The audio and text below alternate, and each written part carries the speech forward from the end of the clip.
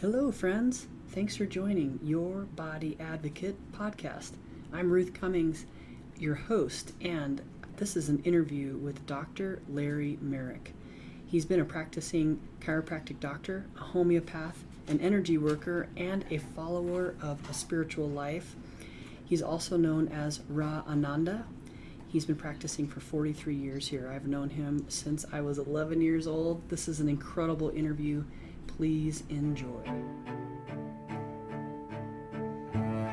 You're listening to Your Body Advocate, telling your body's side of the story.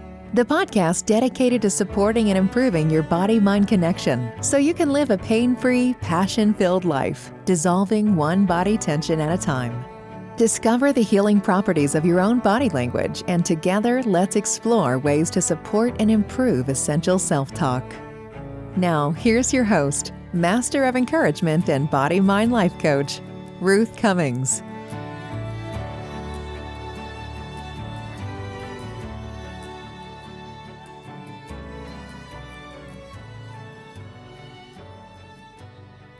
Hello, everybody. Today I have a great friend of mine and an incredible healer from Albuquerque named Dr. Larry Marrich. He's also known as Ra Ananda. He's been practicing chiropractic care as a chiropractic doctor. He's a homeopath and an energy worker. He's been doing all that for 43 years here in Albuquerque. He's also a follower of spiritual life. Hi, Larry. How are you today? I'm doing great. Thanks for having me. And it's an honor to be here with you, Ruth, because you have been a fantastic healer in my life. And massage and energy work that you do is extremely powerful. And really appreciate your input on my body and my spirit too, actually, with the energy that channels through you when you're working on me and on others too. So thank you for doing the work that you've done here in Albuquerque. Thank you, Larry. I feel so blessed to have you in my life. Like, you have kept my body. I've been so beaten up, and if it wasn't for you, I wouldn't be doing this. My neck has needed surgery, my knees, through both pregnancies, everything. I met you when I was 11, and I would like to tell that story later if we have time. But tell me, how did you get to New Mexico? Were you born here? I have my great-grandmother came here in 1927, and but I was not born here. Her daughter, my grandmother, had ended up in Detroit, Michigan, and that's where my mother was born, and that's where I was born in 1951. And so I still have one cousin left alive who's in his 80s here. And but I did know my granduncle, my great-grandmother's son. He was still alive when I moved here in 1979. That's the same year I moved here. Interesting coincidence. Yeah, I know. Huh? I didn't know that you moved here then. And Yeah. I think you and I both met Carl pretty close to the same time. Carl Robinson, who we'll be referencing. He's a homeopath audience, so that's for you. But Carl is a mutual friend of Dr. Marrich and mine. Mm-hmm. And I practiced with Dr. Robinson for a period of time in the 1980s in the same office, the Homeopathic Family Clinic, and it was quite a trip. It was we call it the Animal House now when we go look back at it. Well, that's where I met you. So if I'll tell my story real quick. Yeah. I had just been beaten up badly in a soccer game. I was only 11 and I could barely walk. My parents didn't know what to do. And we were seeing Carl Robinson to help my ADHD. They were wanting to give me Ritalin, and Carl was working on calming me down with some natural remedies. He found a 3,000th, what is that called? Power of zinc is what helped.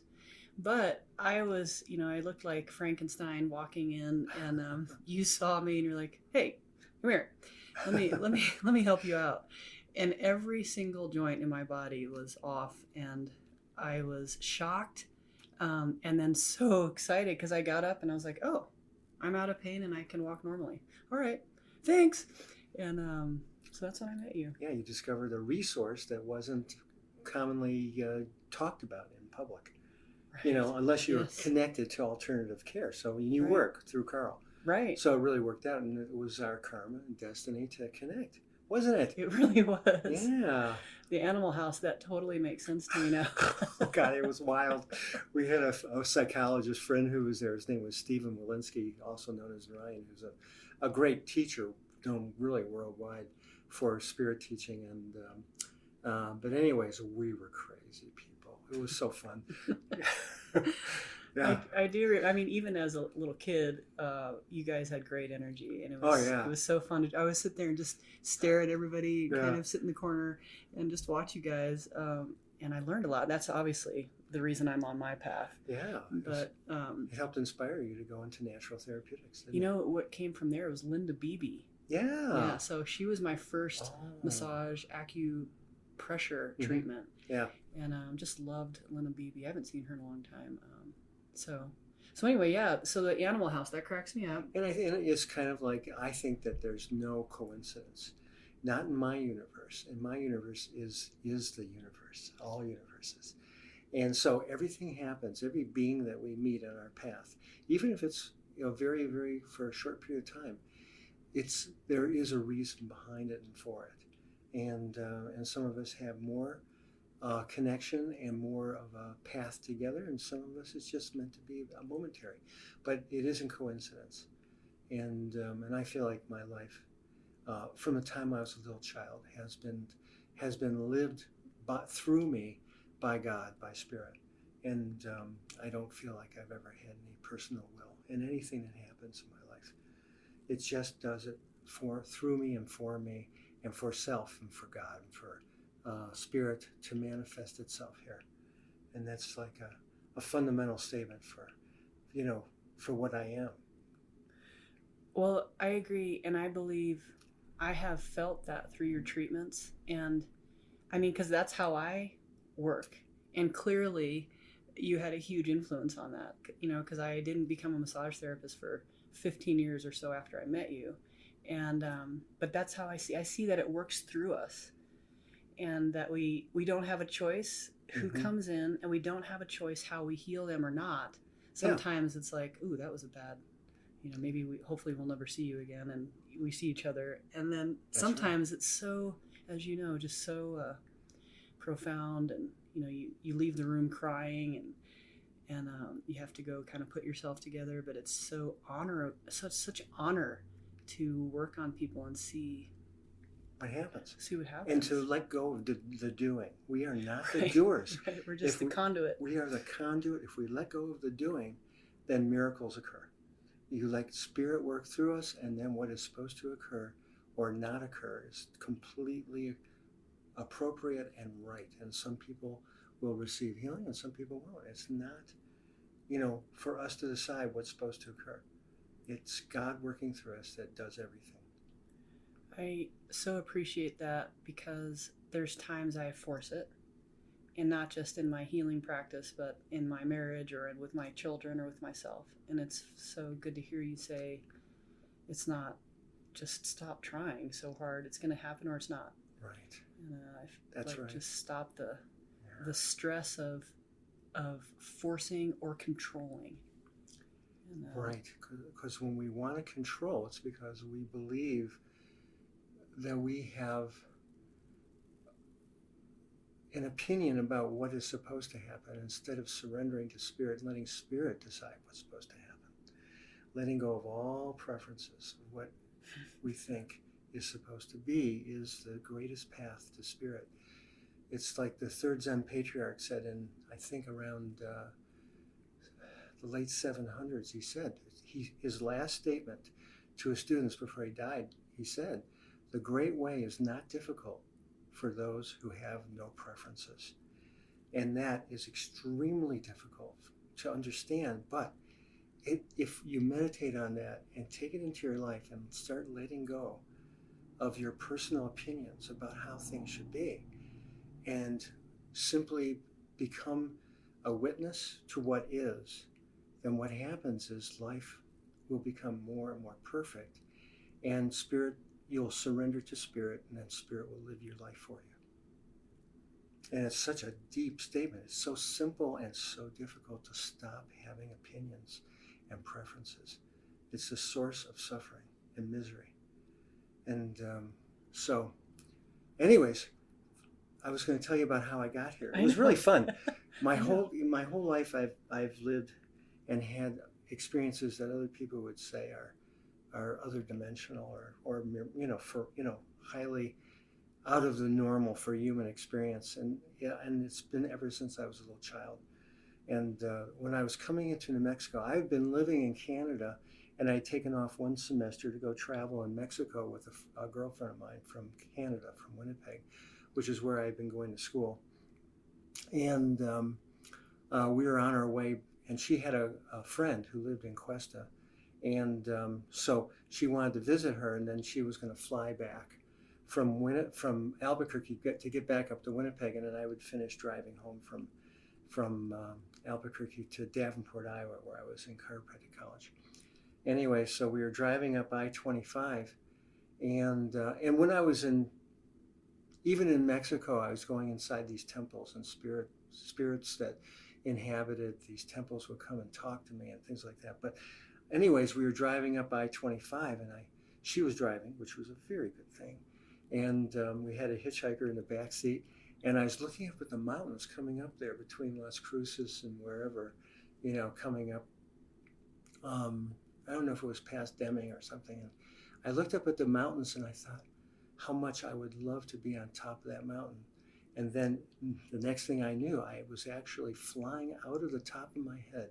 Physically, I actually had my body in a spirit realm flying out through the top of my head, flying out the top of the car, over the hills, over the ground, and I came down to the top of a mountain, the mountain I had been looking at, and there was a Native American there, and he had long hair, and I didn't recognize the hairstyle. It was like a page boy cut or something, and later on I saw that it was very typical of Native Americans and the Pueblos, and I think Zuni Indians, they have that kind of haircut, long and cut straight across above the shoulders.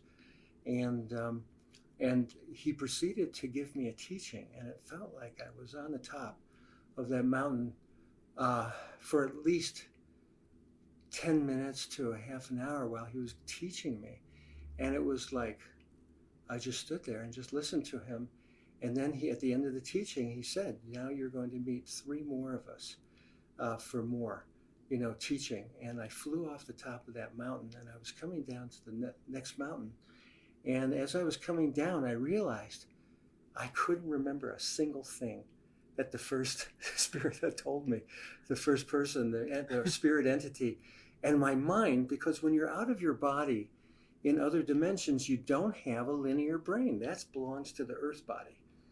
And so you can't think in linear thoughts. And I was trying to capture what he told me, and it was impossible. And I was so distraught and confused that I touched down on the top of the mountain. I said, it's not going to work. And I just touched down, and I took off, and I started flying towards the next mountain. And I came down to the next mountain. And this time I came down, and it was a woman, a Native American woman in a buckskin dress, traditional looking dress, and she had turquoise on. And this time as I came down, I knew I had to surrender my belief that I had to be able to think and remember. And I just put my hands together in my chest in like a prayer pose. And she reached out and touched me on my chest, and my entire being was flooded with light. It was beautiful.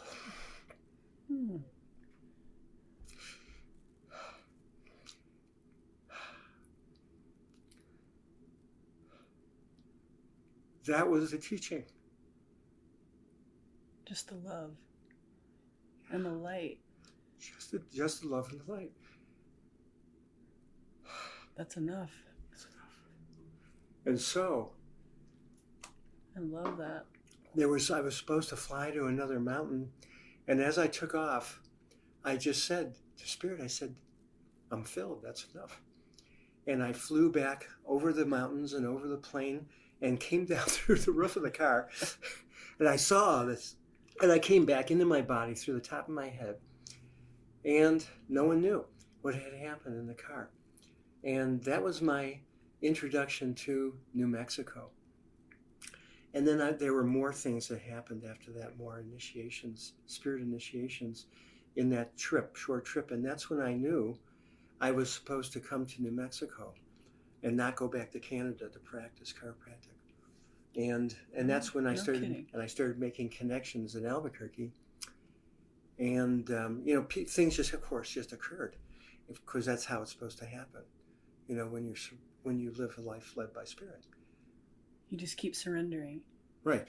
You don't try to make things happen. You let them happen and receive it. Wow. I mean, can you explain a little bit how that felt with that immense love and light? I mean, it's hard to explain that. Well, it's like... watching you say it, I can feel this much of it. You know what I mean? It's just so... But are there any other human words that you can describe that with? I'm sure that was such a profound time in an instant. Mm-hmm. And to feel that. Yeah, and I've had that experience many, many times, where the linear mind, the human, is gone, and you merge in, become one with everything. And that means everything. There's no separation. There's no boundaries any longer. And when you become everything, there's no longer any need to be afraid of not having what you need. There's no longer any need to have to control things so that you can try to grab what you think you need to survive. And that's the secret to true happiness. Yes. And that's it. I was going to talk about that. That's the only true path to complete peace and happiness. It's discovering the true relationship that is inside us already. It's not a relationship with a new car. It's not a relationship with what you think you need outside yourself. It's the relationship with your spiritual self, your God self, your light self, your infinite self that's everywhere.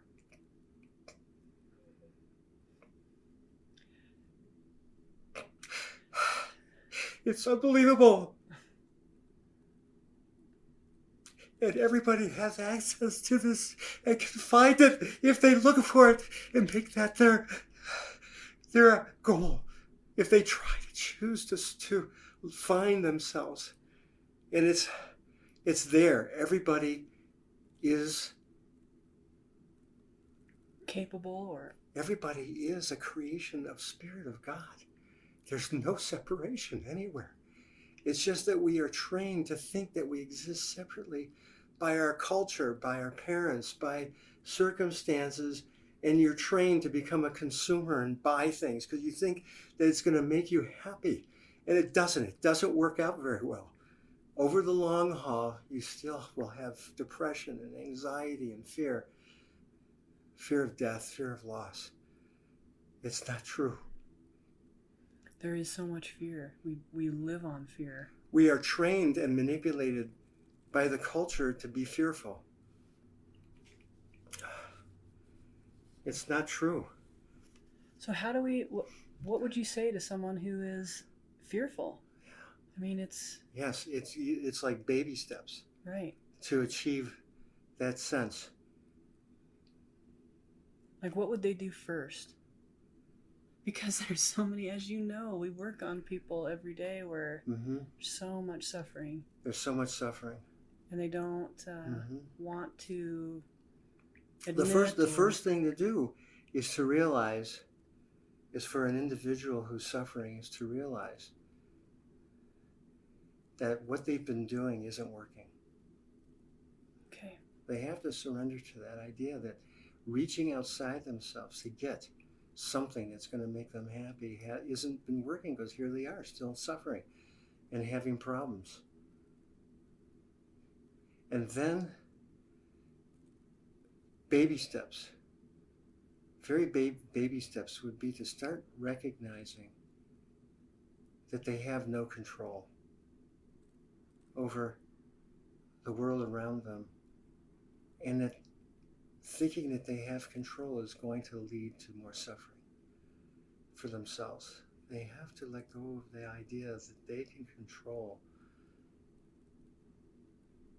what they need. They need to begin to let go of their personal opinions of how things should be and start practicing every day, thinking, I'm going to let go of control and just watch and see what happens. See if what happens might be better than what could have happened if I tried to control everything and suppress people around me and make myself unhappy when I couldn't control them.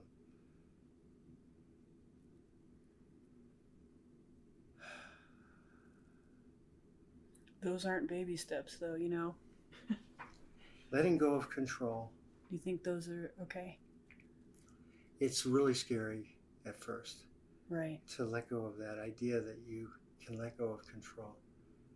And begin the process, perhaps, of finding, when you let go of control, perhaps start doing a prayer or a meditation to ask for connection to the source that exists inside you and as you and lives as us, all of us. And then ask that source to provide what it is you actually need. Surrendering to that source on a daily basis, asking for help to surrender your opinions and belief structures that aren't true.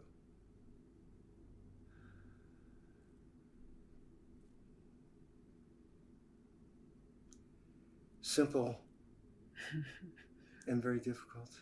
Yes. Here's a little baby step. Okay. When you exist as an individuated being, you perceive the outside world as attacking you and trying to hurt you. And there's so much out there that you can see where beings are acting in ways that can be harmful.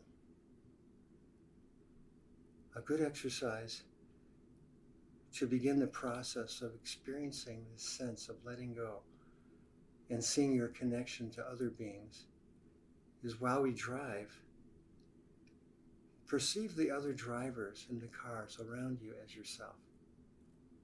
When someone pulls up and is tailgating, instead of thinking of that person as being trying to attack or hurt you or offending you by being too close, what we can do is say to ourselves, the person driving that car is myself, and can't be there to attack me or hurt me. That's my own self driving the car. And what usually occurs when we do that, I've been doing that one for years, is the being in the car behind us tailgating all of a sudden will change and back up and pull further away from us. And you can, even as they back up and you see them as yourself, just experience the love you have for that being in the car, because the love you have for that being is a love that you share with yourself and with everyone around you. This universe is a giant ocean, and each one of us is a wave in that ocean. And we've forgotten that we're the ocean. This is an old metaphor that's been used for thousands of years. Each one of us is the wave, and we've forgotten that we are connected, that we are the ocean water itself. And the wave is just a temporary appearance of a form, an appearance that rises up above the body of the ocean. But then, when it hits the shoreline, it will subside and sink back in and become one with the rest of the water. What we are is like the river before it hits the edge of a waterfall. When we're in the river, we're one. All the water molecules are connected in one. When we hit the shore, we hit the edge of the waterfall, and all of a sudden, the water breaks up into millions of little droplets flying through the air. in the sun sparkling with light. And we go, wow, this is amazing. I exist as an individual. I'm existing as a single drop, and I'm isolated. I'm separated from all these other drops, and then bang, it hits the bottom of the river, and there you go. You merge back into the river, and that whole false idea of separateness is gone. There's no longer a separate drop. There's no longer a separate identity. Anything that we believe that makes us feel separate from other beings is the source of pain. When we believe that we are better than other people, that is a painful belief. When we believe that we are less than other people, we create duality, separation. And it's that belief itself that separates us from spirit. When we see everyone as our own self and we merge with them, that's seeing true reality. That's seeing true God in and on the earth. That's how we experience God, is when we see our union with everything, all the creatures, everything. We are one. There's not two here. And that's the path of illumination. When a being experiences itself as no longer being itself, as being at one with all things and all beings and all creatures and all objects, that's God manifest here as itself, spirit manifest. And that's when infinite love is experienced. And the amazing thing about the ocean and the wave is that infinite spirit, unconditioned consciousness, is an infinite, unknowable ocean, which has an infinite number of waves. And each wave is a universe itself. It's so big. It's so beyond. It's so amazing. It's so filled with light and love.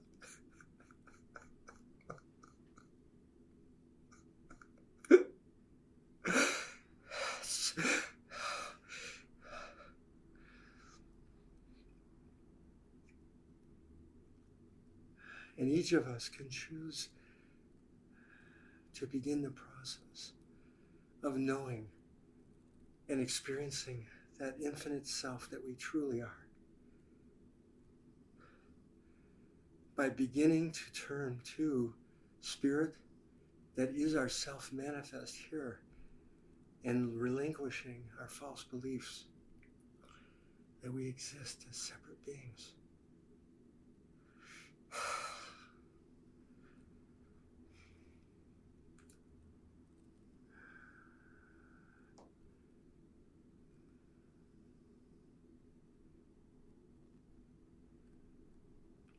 Is there anything you want to ask?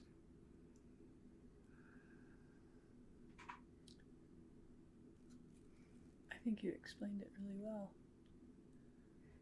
You seem to be hurting, though. Are you just... No? You mean crying right now? Yeah. No, it's tears of magnificence and joy. Okay, just want to make sure. No, it's so overwhelming. It just makes you cry. No, this is bliss. Spirit speaks through us here. Yes. I don't know what questions I have, so many. What about time?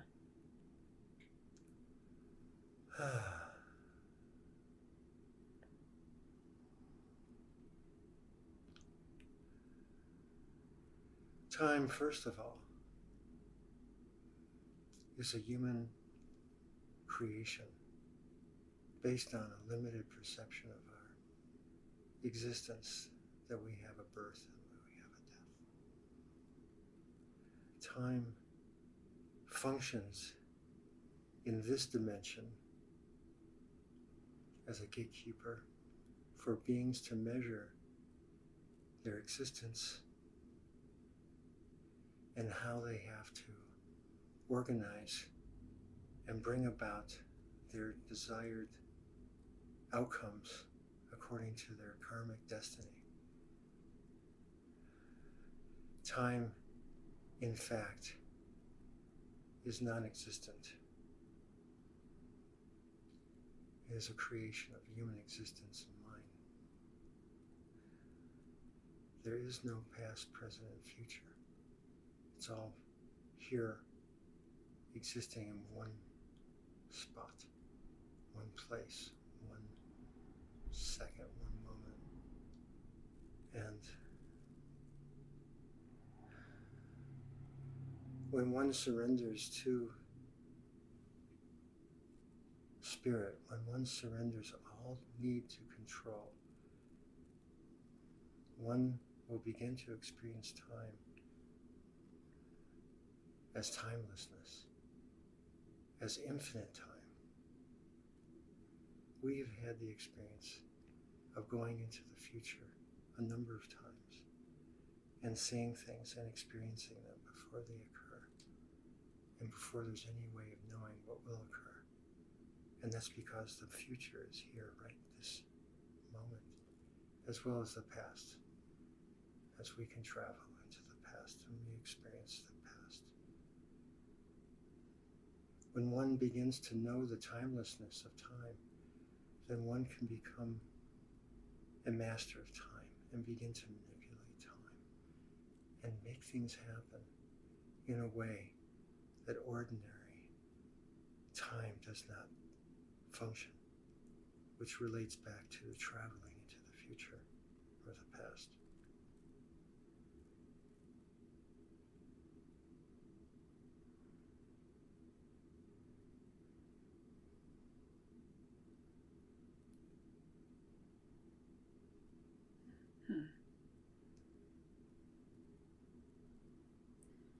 That's hard for me to understand, but I am constrained by my human thinking.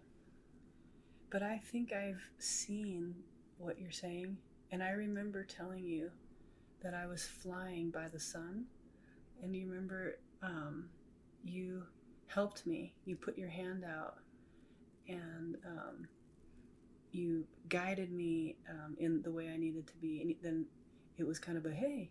I was like, hey. And you showed me where to go. And we were flying probably at the speed of light. And you were right outside the sun. And I was headed somewhere. And I just remember that very clearly. And I think the next time I saw you, you said that your arm hurt. I got a sunburn. Yeah. But I wonder, like all the dreams that we have that seem so real, how do we discern what is ego, what is human, and what is not just not human, but like the essence of everything, of all at once? I think we all experience that, but we don't know how to discern it. The difference between like human emotion versus just the bliss of all. I think that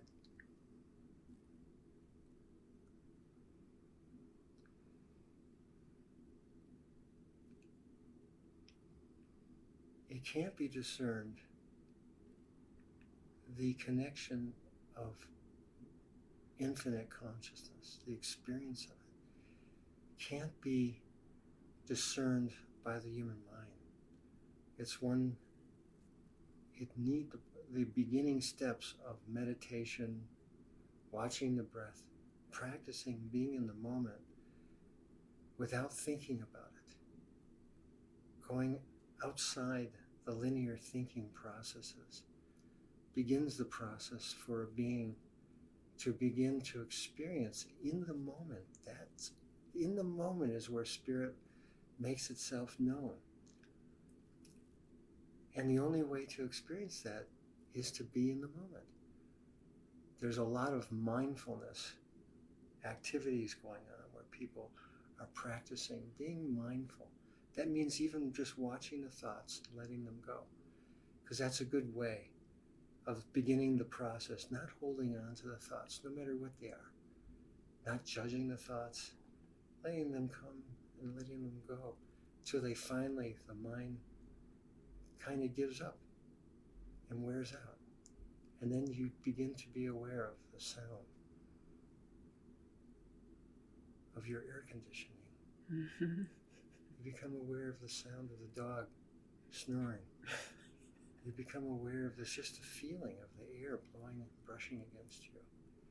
And it's in that moment where you use your physical senses to take you out of thinking about everything, that we have the opportunity to experience a deeper sense of self. It is a great, wonderful place to start practicing. And the more a person begins to do this practice, the deeper it goes.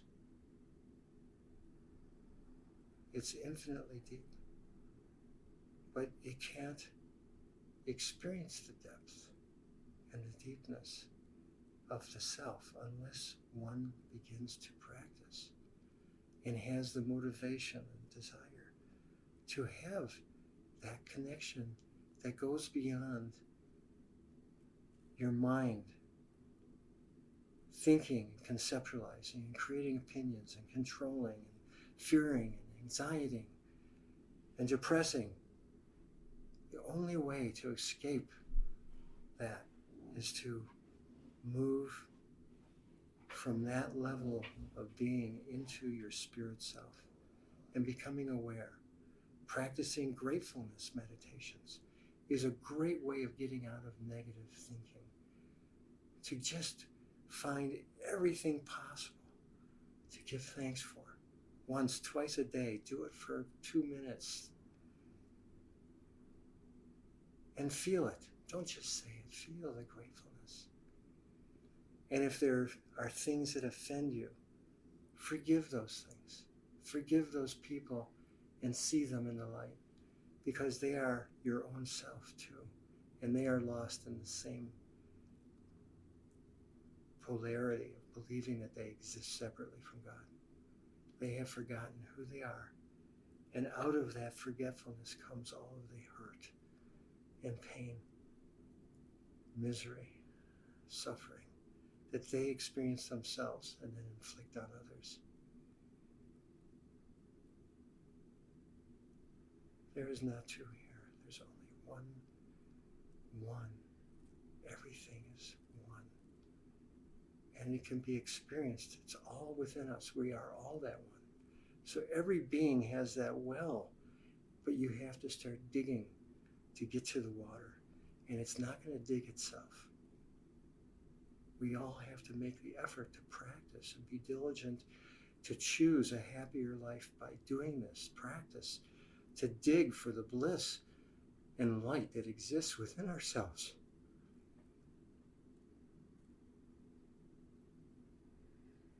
It's much better.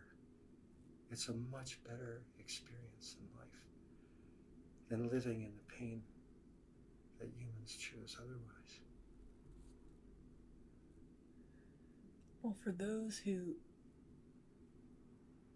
won't believe that it will get better, there's not much we can do, right? Just kind of try to urge and encourage. Yes. And love them the way they, yes, by loving ourselves maybe. And loving them as they are. If it's not their time to choose, if they're not done manifesting that path, then they have to continue doing that path. They have an infinity of time to come back to their home, to come back to who they are. It may not be now, it may not be this lifetime. Eventually, the being, the spirit, gets tired of the untruth. It gets tired of the separation from God, its own source. Eventually, the soul wants to go back home. The Spirit wants to find its union again and exist there. And it doesn't have to be in heaven. It's here, right now, available. The idea of a heaven is another separating concept, a dualistic belief.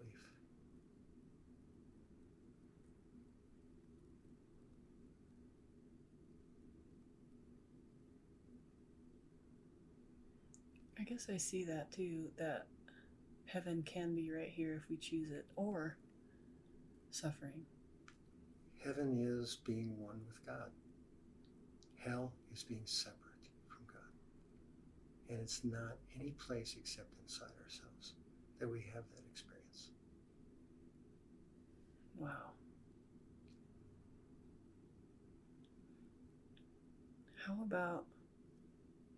How do we, two questions, spread love and forgive? Those are very good. And how do we spread love? We spread love by being love. And we become love, a manifestation of love when we ask every morning that we be a manifestation, an incarnation of God's love here on earth, in this dimension, and that we are an emissary of that love. And that love will transmit through us to every being we meet. And no matter who they are or what they are, we meet them with love and not judgment or condemnation. We judge them not. We let them be what they are and love them for being exactly how God wants them to manifest themselves right now in this place, in this dimension.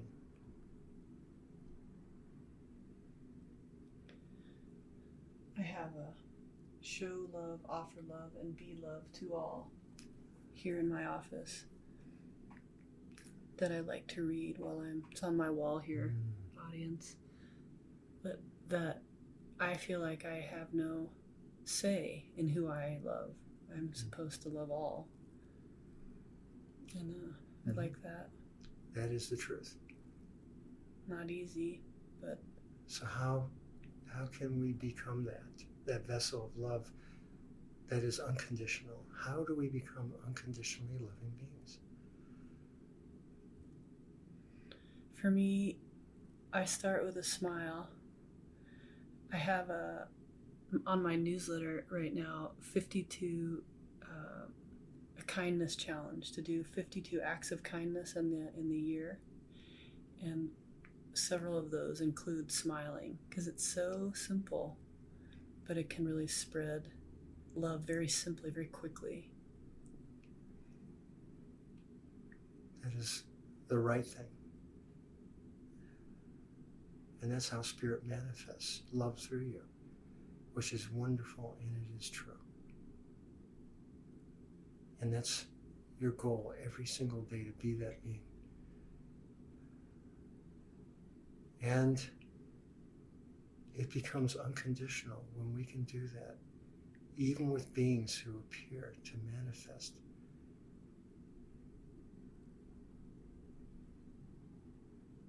a condition that we would deem or judge as being unlovable. Unconditional love makes no distinction between what we would judge as despicable and beautiful. To release all aversions and attractions. To release our judgment, all that is good or bad. To have no judgment on anyone or anything, regardless of how they manifest, is how God manifests unconditional love.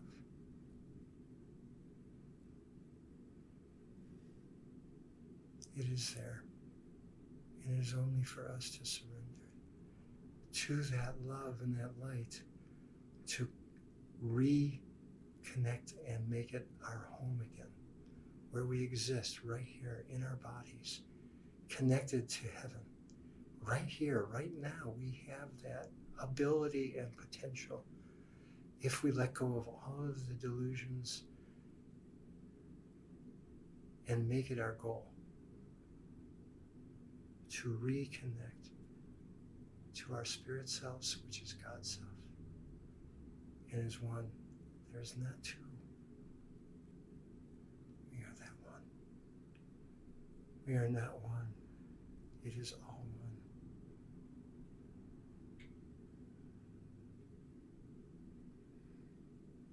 Does it make it stronger when you have more and more loving connections with as many people or beings or animals as possible? That is a manifestation of becoming a loving being. Okay. The more love that you manifest in your life, the more beings you have loving you back. Because it's a mutual resonance, and people become attracted to that light and love because it's safe and it's all-encompassing and it's non-judgmental. Beings don't need more judgment. They need acceptance for who and what they are in whatever stage of evolution or development that they're in. And they can evolve and see that they have that potential to become more and more connected and happy by letting go of their false beliefs about themselves and their false conceptions.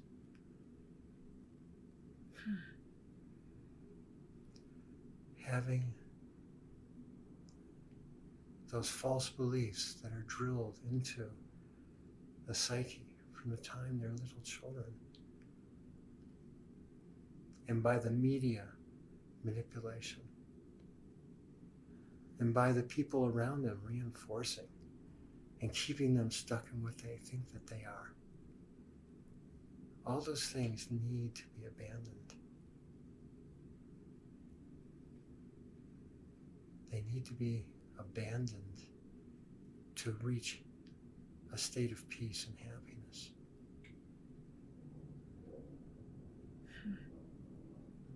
And to abandon what you are told you are your whole life. They start with baby steps and choosing to have a new identity. You see, we all exist as humans with a false identity.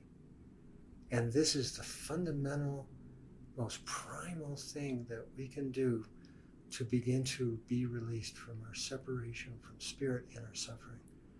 Stop believing that we are that individuated small little human that everyone tells us that we are, and begin to create a new identity.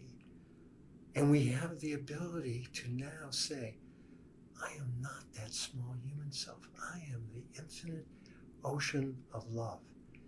And whatever words that each individual needs to find for themselves, they should find something that is big and unlimited, unconditional, and bring that in and meditate on that as their new true identity. To start thinking of themselves as infinite, unconditioned thought or consciousness, or that they are infinite, unlimited love, or that they are one with God, and that is their true identity, that they themselves are a manifestation of God or infinite spirit or Holy Spirit, whatever terminology the individual can relate to as being bigger and complete, and begin to let go of the false, isolated, small human self. And the more one begins to change that identity, the mind, the human mind, is like a tape recorder. And it will take in the new belief that one is infinite self, infinite love, infinite life, infinite truth, infinite wisdom, undivided compassion, the more one puts one's attention on an identity that is infinite and unlimited, the more the being will begin to experience that. Because that is actually the truth. And the other small belief systems that say that we are separate, we are alone, we are powerless, those are false identities that keep us enslaved. They keep us in bondage to fear. They keep us in bondage to the false beliefs and truths. When one begins to switch one's allegiance from the false truths to the infinite truth of who we truly are, then one, over time, by remembering to practice this, will begin to create an experience of their infinite self, which will become not an intellectual thought, but an actual embodied experience where they will sense and know what and who they truly are, beyond all conception, beyond all conceptual belief systems, beyond all religious belief systems. To become one with yourself requires effort. You are there, you are already one, but you don't remember it any longer. You don't recall who you truly are. So practicing who you truly are by remembering it and making it a new mental habit will help one to break free from the old belief systems that created the separation from life, from God, from spirit, that creates the anguish of isolation, abandonment, depression, anxiety, fear of death. When one knows oneself as infinite, timeless self, all fears dissolve. They are non-existent. Just like turning on a light in a dark room. The darkness didn't dissolve because it was never really real. It was just the absence of the light. When we connect to ourself, which is infinite, timeless light and connection and love, the darkness is instantly gone, as long as we remember to continue that practice of remembering. Remembering to remember is the practice. Remembering can be hard, so we need to practice to remember our remembering of our true nature, of who we really are. We are God's light incarnate here, now, and forever, without any separation, and we exist as God's love and light in all dimensions, without any separation. In all universes we exist, not just this one, because we are infinite and everywhere at the same time.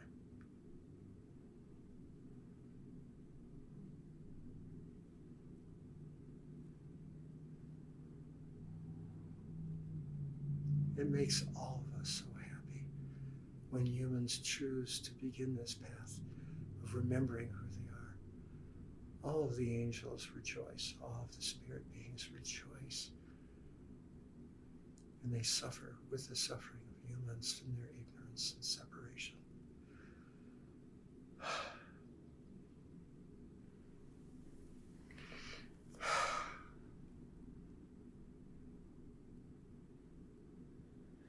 I want to ask about when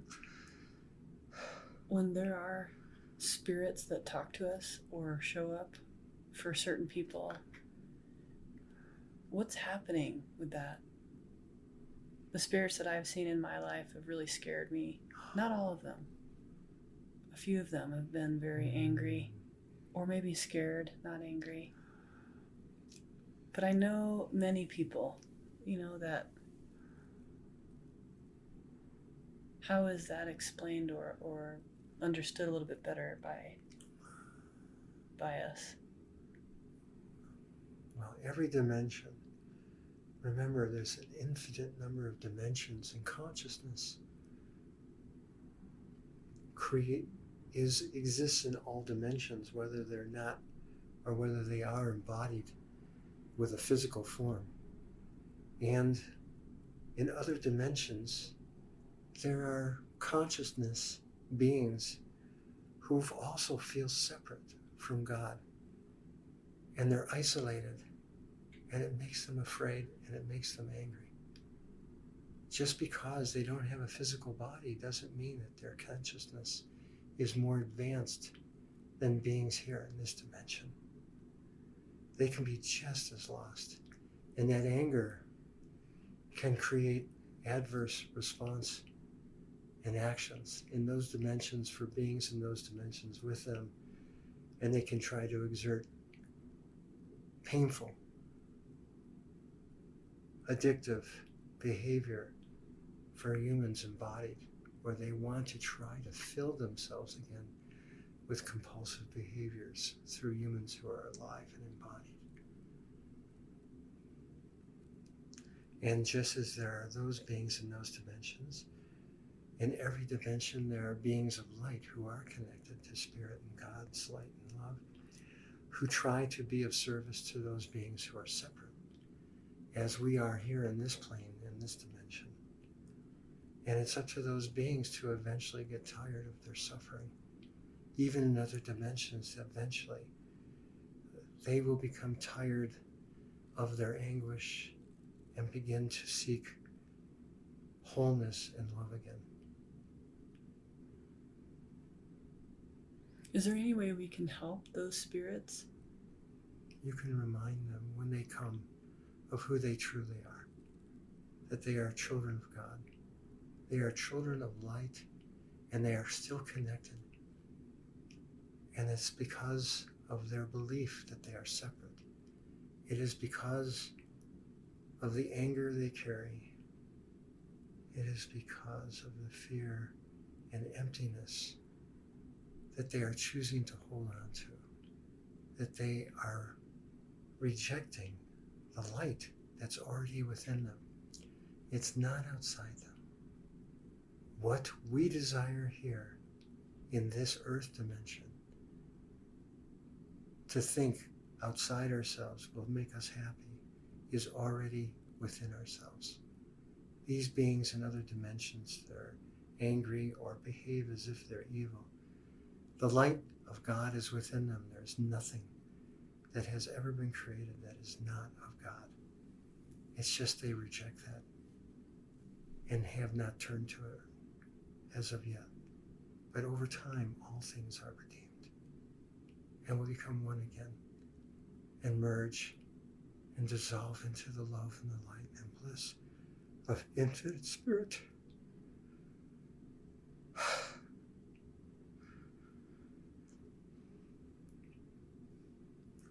What about pain on this earth? How about pain of aging? Like my joints and my hands. Pain, yes. Physical pain is truly a real experience. Beings with a physical body experience pain and experience disease. And to do what's necessary to mitigate the pain is totally right and appropriate. Because when there's less pain, it's easier to maintain one's connection with Spirit.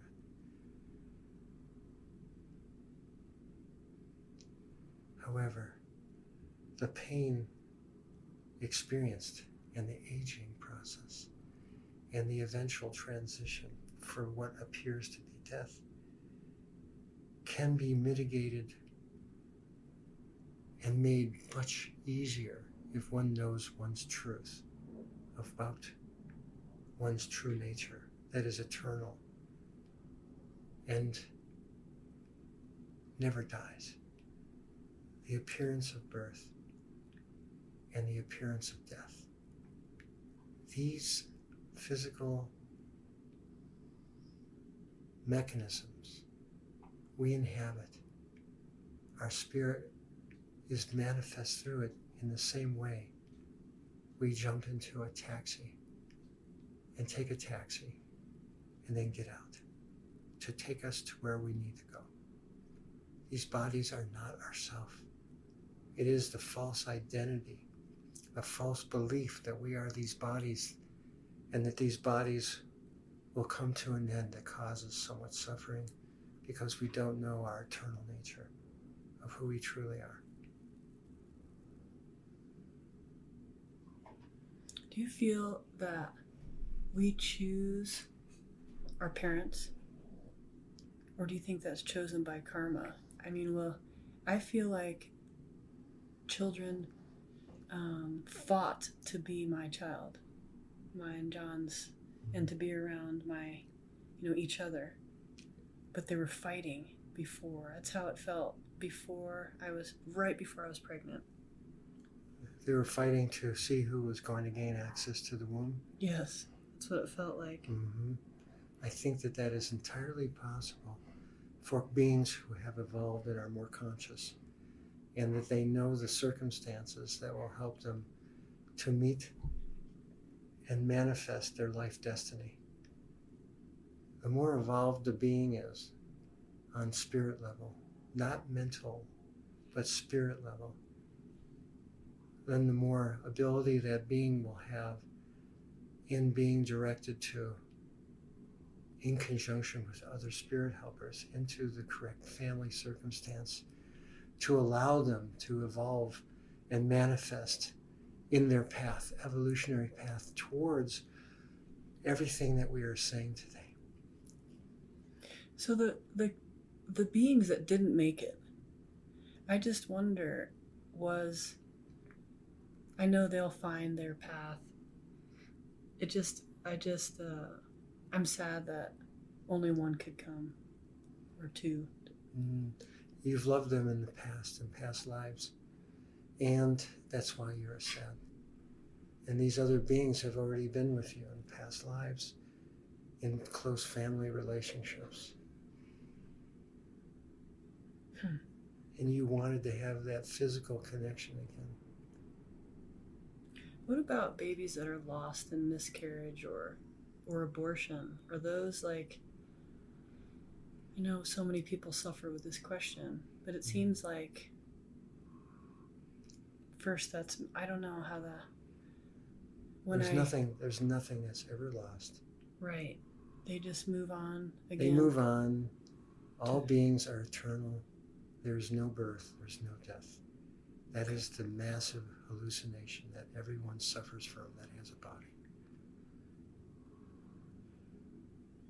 We are eternal beings. There's no beginning. There's no end. And we come in and have these dramas to manifest the evolutionary lessons that are needed to evolve and learn to go beyond soap opera and our drama. There are many. And this is the dimension of soap opera. As the world turns. As the world turns. It's when one really gets tired of soap opera that one is beginning to graduate and not have to participate. How involved are we with dolphins? You know that I love dolphins. They're all around my room. They're in almost every dream. And is not the dolphin a perfect example of living in oneness for you? Yes. That's why you're so attracted to that, because you know that your true nature lives in oneness and is not a dual state. And dolphins are completely in that state of oneness. They live and exist in that oneness, connected with infinite spirit, with no fear, and no separateness, no delusions about what they are. They are what they are, what they are, and you love that state. And that is your goal, to be in that state. So what do we defend? We defend the illusions that we believe in. What should we defend? Nothing. Nothing. Nothing needs defending.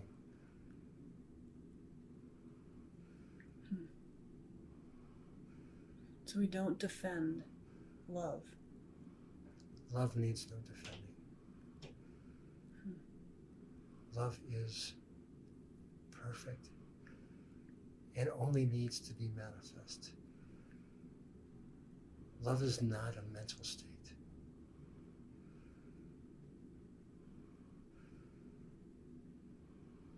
Love is a manifestation of the light. It is an example of how light is manifested in this dimension, in all dimensions. Love is the highest manifestation of the unknowable, which cannot be demonstrated. But love is a demonstration.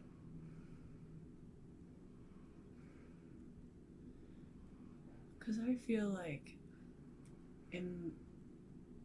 to defend those who can't defend themselves, or to bring love out of those who maybe feel like it doesn't exist,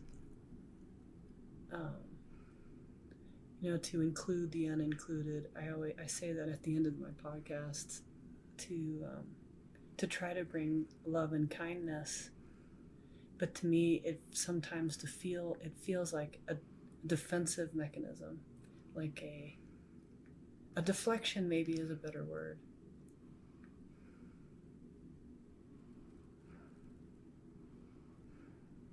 Can you clarify your underlying? So I feel like if there's someone being unkind or even violent, a bully, or when someone's being left out, when someone's being made fun of,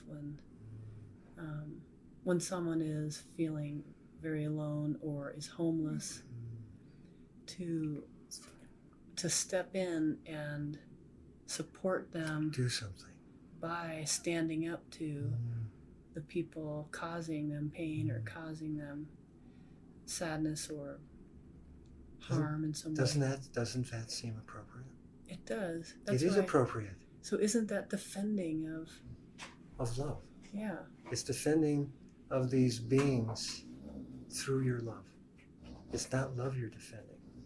Okay. It's your love being manifest as protection and caring about these other beings. You're not defending love. Love needs no defense. You're caring about these beings and doing something out of your love. I see.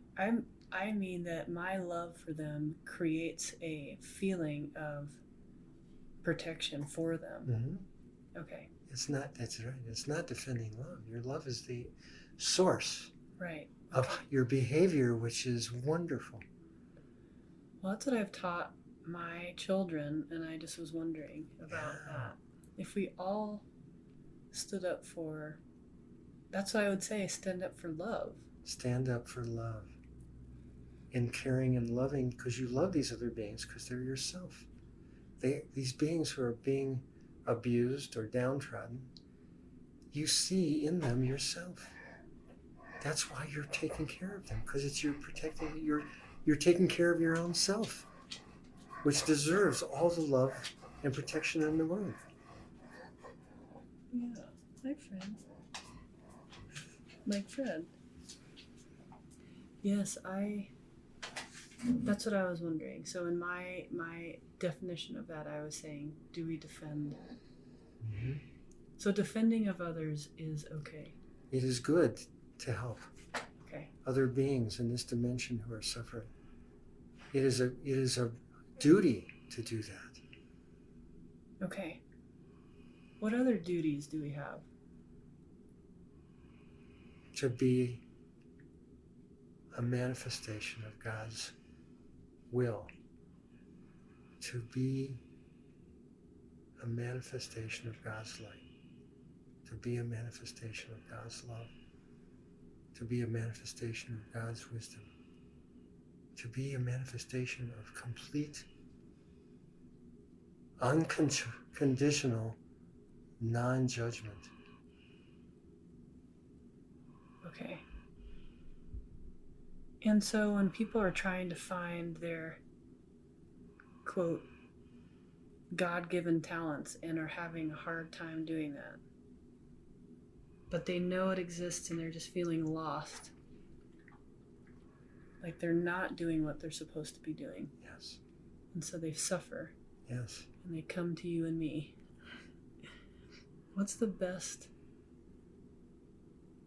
I mean, besides, the lucky people that come to see us, I think with our touch, we're able to direct them, and they don't even know that. And we don't even know that. We're just doing it. But those who might be listening that would love to find their God-given superpower, what say you?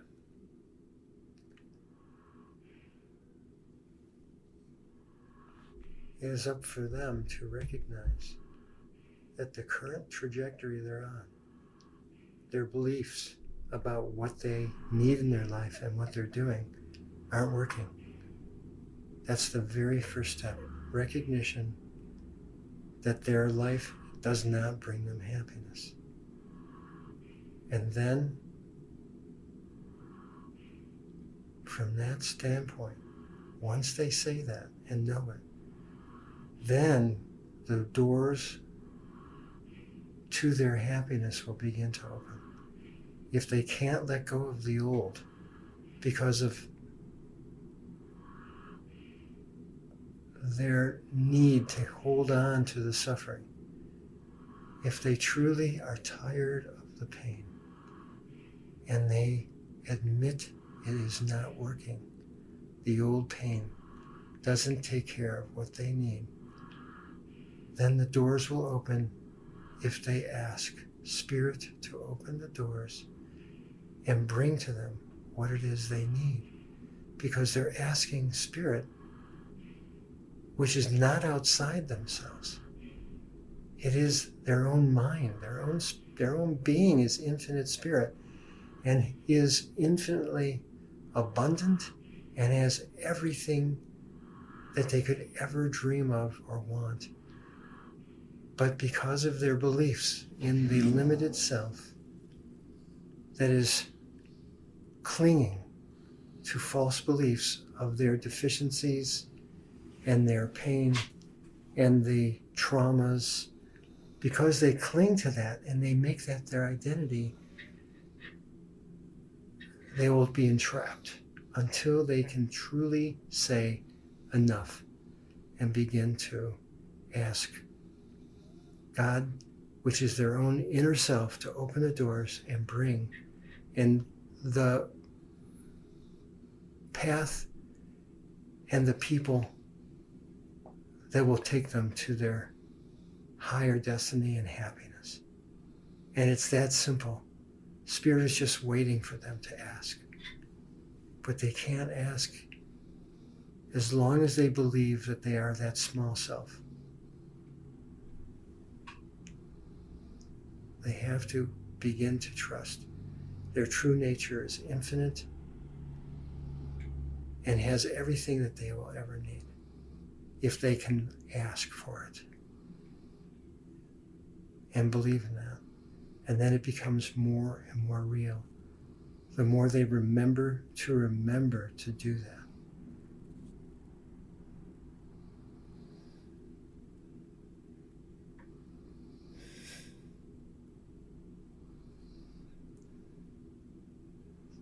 Does that feel good? Yeah. I think we've completed our story here. Yes. Spirit is very grateful, and that was lovely. My this being, Ra Ananda, who speaks through this embodiment that other people call Larry Marrich, is very happy to have been here to share its source of wisdom and light and love. And we hope that this may plant a small seed in those beings who hear this and will begin to explore the possibility of letting go of what they think is true and entering into the realm of the infinite and what other people would call unbelievable. But it's true. The bliss and the light and the love that you can have if you begin to open your heart to who you truly are. Amen. Amen. Thank you, thank you, thank you. Thank you for having us. Yes. All right. Wow. Great job. Wow.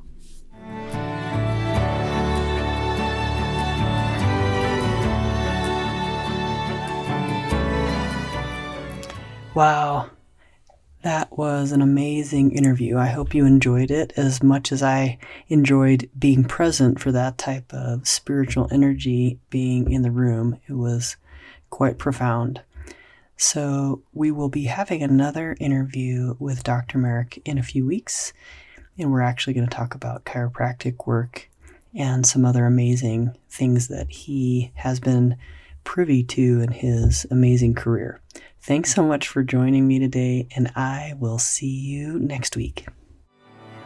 Thank you for listening to Your Body Advocate with Ruth Cummings. We're so glad you've joined us today and truly believe you can live a pain-free, passion-filled life. To connect with Ruth, work with Ruth, or to grab your free ebook, go to ruthcummings.com. We'd love to hear from you. Don't forget to rate, review, and subscribe so you don't miss our next episode. Until next time, friends, be open, include the unincluded, think outside the box, and spread love and kindness one smile at a time.